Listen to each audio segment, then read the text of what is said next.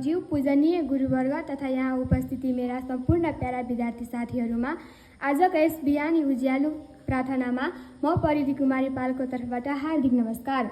आज मैले हजुरहरूको लागि एउटा मिठो कविता ल्याएकी छु। मेरो कविताको शीर्षक रहेको छ मेरो प्यारो संकल्प।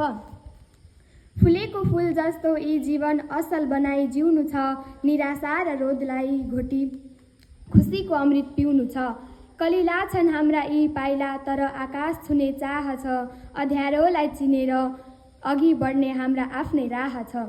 हातमा किताब, मनमा चेतना, ओठमा मिठो हाँसो छ, गुरुको न्यानो आशीर्वादले मेटिन्छ मनको तिर्खा जो छ।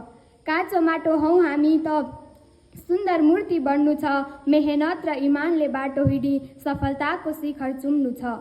देशको नाम राख्छौँ हामी, यही नै हाम्रो शान हो, विद्यार्थी जीवन सुनौलो अवसर, यसैमा ठुलो ज्ञान हो। सच्चा मनले कर्म गरौँ, यही नै हाम्रो भक्ति हो, आफ्नो भाग्य आफै कोर्ने मनभित्र ठुलो शक्ति हो। धन्यवाद।